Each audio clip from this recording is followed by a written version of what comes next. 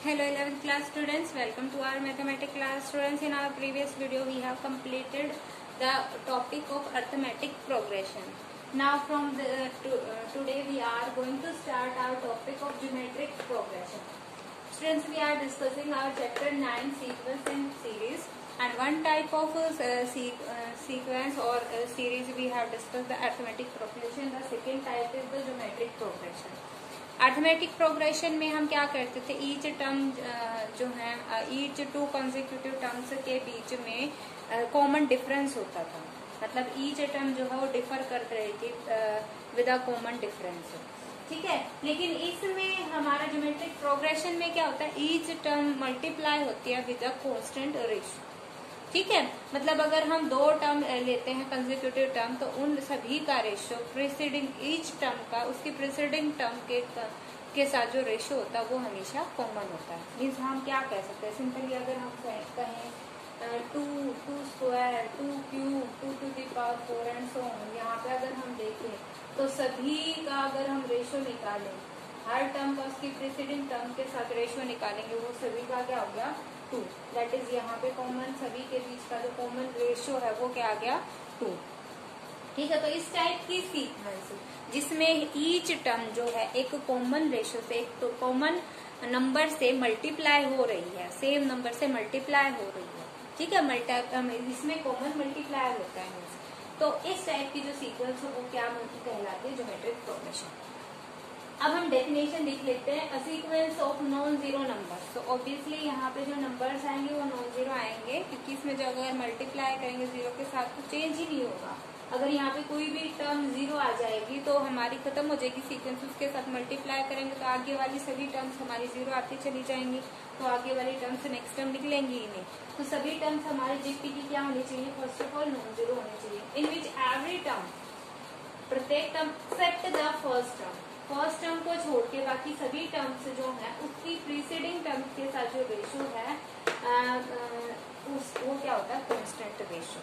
ठीक है, bears a constant ratio with its preceding terms. That means A2 is bearing common ratio with A1, A3 with A2, AR with AR -1, AN term जो है वो उसकी preceding term AN -1 के साथ common ratio beer करती है. And let us suppose this BR. ठीक है, जो कॉमन जो रेशियो है, कांस्टेंट रेशियो है, उसको हम क्या कहते हैं, कॉमन रेशियो, और उसको रिप्रेजेंट किससे करते हैं, स्मॉल r से. ओके, तो जनरल अगर हम कहें, जनरल में अगर हम कोई भी जनरल टर्म देते हैं आर टर्म, और उसकी प्रीसीडिंग टर्म ऑब्वियसली क्या हो जाएगी, AR -1. Okay, AR upon AR -1 always equals to R. ठीक है, तो अगर हम फर्स्ट टर्म A मान के चले और के कॉमन रेशियो R मान के चले, तो जनरल एपी जीपी जो है वो हमारी क्या बनती है, फर्स्ट टर्म A होगी, R जो है वो कांस्टेंट रेशियो है, तो each term will be multiplied with this common ratio R.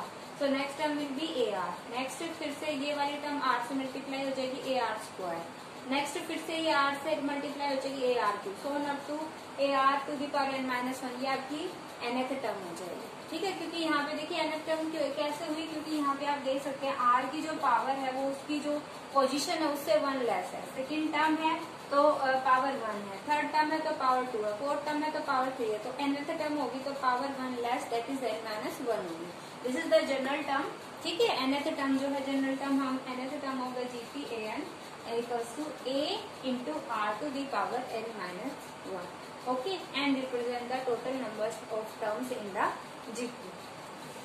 अब अगर हमें, ये तो क्या था nth term from the starting of the GP, अगर हम एंड से फाइंड आउट करना चाहें तो हम जैसे हमने एपी में फाइंड आउट किया था, अगर हम nth term from the end of the AP find out कर रहे तो हमने कौन सी टर्म निकाली थी फ्रॉम द बिगनिंग. अगर हम मानते हैं AP contains total m terms, तो nth term from the and will be the m minus n plus 1th term from the starting. Similarly, in case of GP also, nth term from the end. If the GP contains these terms AR square, total m terms be there in the GP, then the nth term from the end will be m minus n plus 1th term from the starting. ठीक है, beginning से जो है वो अगर हम उसकी m minus n plus 1th term निकालेंगे वो उसकी एंड से nth टर्म हो जाए. ठीक है, यहाँ पे m और n की value according to our question change हो जाएंगी। ठीक है, सम में जैसे भी हमारी स्टेटमेंट में ये वैल्यू फिगर्स दिए होंगे वैसे ही हम यहाँ पे डाल देंगे। ओके, तो यहाँ से अगर हम जनरल टर्म वाला फॉर्मूला निकालते हैं तो m minus n plus one है, तो टर्म कैसे निकलेगी? यहाँ पे जो n की वैल्यू है वो हम क्या पुट कर देंगे, m minus n plus one. तो यहाँ पे देखिए n के प्लेस पे हमने m minus n plus one put कर दिया, माइनस वन यहाँ पे है ही, वन से वन कैंसिल होके we are having the nth term from the end ar to the power m minus n, where m is the total number of terms in the GP.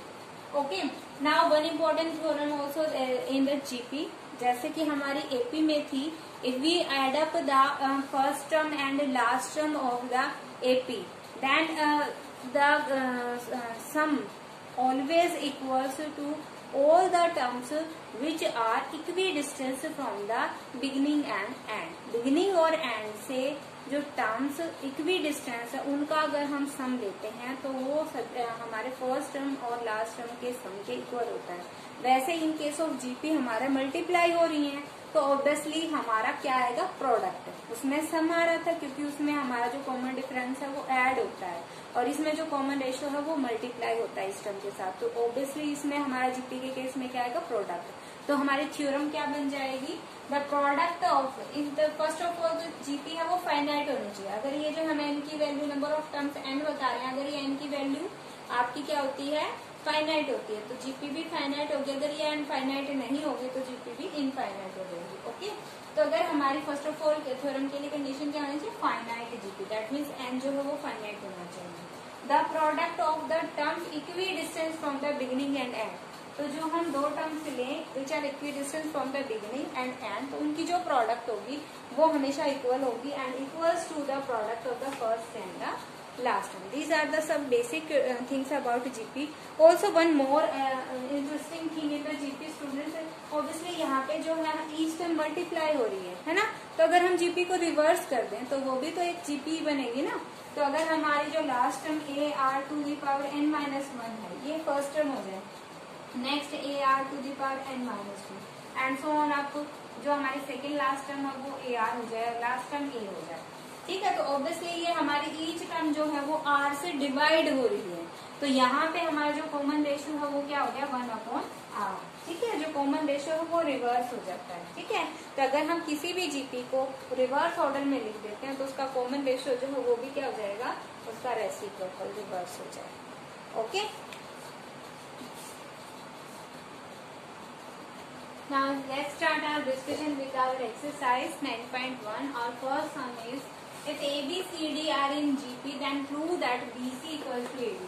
Friends, यहाँ पे देखें तो BC क्या है, these are the equidistant terms from the beginning and end. Okay, so obviously हमने अभी theorem की थी, उसके अकॉर्डिंग अगर हम देखें तो इनका प्रोडक्ट हमारे फर्स्ट टर्म और लास्ट टर्म के प्रोडक्ट के इक्वल होगा, that means BC equal to AB। तो ये चीज तो हम थ्योरम से भी देख सकते हैं, बट अगर हम अकॉर्डिंग टू आवर जीपी की प्रोग्रेशन के अकॉर्डिंग चले तो here A is here the first term, let the common ratio be R, common ratio हम क्या मान लेते हैं R, then obviously B will be equals to AR, C will be equals to AR square and D AR cube। तो यहाँ से हमें prove करना है BC equals to AB। So first of all we will find out BC AR into AR square, A into A square, R into R square R cube, A square R cube। Now find out AD, ये हमारा LHS हो गया। Now we'll find out the RHS, right hand side AD, A and value of D is AR cube। Now product will be A into A square into R cube। You can see the left hand side and right hand side are same, so hence the result। Now in the next sum, find the number of terms in the GP, and in the next the second term of the GP is the fourth term is 65, its common ratio। देखिए जो first of all हम सभी parts कर लेते हैं। In the second part we are given the GP 0.03, 0.06 and 0.12 and so on up to last term is 1.92। Okay, ये आपकी GP है। सो ऑब्वियसली यहाँ पे जो फर्स्ट टर्म है A, that is 0.03। Now we can find out the common ratio by dividing, ये आपको given है इज जीपी। तो ऑब्वियसली जीपी है तो कॉमन रेशियो होगा इस टर्म के बीच में, तो आर विल भी हम क्या फाइंड आउट कर सकते हैं, A2 बाय A1 कर सकते हैं यहाँ पे, second term by first term, तो यहाँ पे 0.606 अपॉन 0.03 ये क्या आ जाएगा 2। तो कॉमन रेशियो आपका क्या है यहाँ पे 2 है, ठीक है, फर्स्ट टर्म A है। अब late AN, that is this be nth term 1.92. Now formula for nth term is A r to the power n minus 1. Here value of A is, first term is 0.03 and value of r is found to be 2 to the power n minus 1. Now this 0.03 come in the transpose to right left hand side, in this way we get 2 to the power n minus 1 equals to 1.92 upon 0.03. Point two point हम cancel out कर सकते हैं, same decimal places पे है हमारे, तो 3 से cut down हो जाएगा, 3 3 6 18 3 4 12। सो 2 to the power n minus 1 equals to 64। तो यहाँ पे 2 की पावर्स हैं, तो 64 को भी हम 2 की पावर्स में चेक कर लेते हैं। देखिए 64 को अगर हम तोड़ेंगे, 2 3 6 2 2 4 2 16 32 2 8 16 2 3 4 8 2 2 4 and 2 1 2। तो यहाँ पे देखिए 1 2 3 4 5 6 2 जो 64 can be written as 2 to the power 6। यहाँ पे बेस सेम है, पावर्स भी क्या हो जाएंगी, सेम हो जाएंगी, तभी वैल्यू सेम आएगी। सो n minus 1 equals to 6। so value of n is 6 plus 1, that is 7। so there are total 7 terms in the GP। now in the third part we are given the second term of the GP is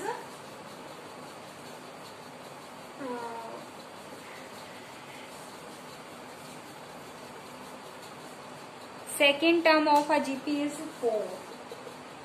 okay, तो यहाँ पे हमें let AR square so on up to AR to the power n minus 1 be the given G। ठीक है, means हम क्या मान रहे हैं, R the common ratio and first term is A। तो यहाँ पे आपको सेकेंड टर्म गिवन है और फोर्थ टर्म भी गिवन है, कॉमन रेशियो R की वैल्यू फाइंड आउट करनी है। सेकेंड टर्म हमारी A2 दैट इज AR, वो हमारी क्या है, दैट इज 4, ठीक है, और आपको गिवन है fourth term is 64 and fourth term आपकी क्या होगी, A4 है, that means AR to the power 4 minus 1 that is AR cube, ठीक है, that is given to be equals to 64। Now यहाँ पे देखिए स्टूडेंट्स, अब हम जैसे एपी में तो हम क्या करते थे, वहां पे आपका जो कॉमन डिफरेंस है वो एडिशन या सब्ट्रैक्शन में होता था, तो हम ऑब्वियसली जो इक्वेशंस थी उनको ऐड या सब्ट्रैक्ट करते थे। लेकिन यहाँ पे हमारा मल्टीप्लायर है, कॉमन रेशियो है, मल्टीप्लाई या डिवाइड ही होगा। तो यहाँ पे इक्वेशंस को में देखो सोल्व करने के लिए यहाँ से हम ए से ए को कट डाउन करने की कोशिश करते हैं ताकि केवल आर कॉमन रेशियो बच जाए। तो यहाँ पे हम क्या कर सकते हैं, फर्स्ट इक्वेशन को सेकेंड इक्वेशन को फर्स्ट इक्वेशन से डिवाइड कर सकते हैं। So here we will get AR cube upon AR equals to 64 upon 4। Now A to A get cancelled and 4 16s are 64। Okay, so R cube equals to 16, sorry R cube में से R, देखिए दोनों का base same है, R power subtract हो जाएंगे, divide होते वक्त 3 minus 1 इक्वल्स टू 16 तो R square equals to 16 and whose square is 16, we can write 16 as 4 square, ठीक है, that means value of R is 4। Okay, अगर हम square root both hand side करेंगे we get the value of R is 4।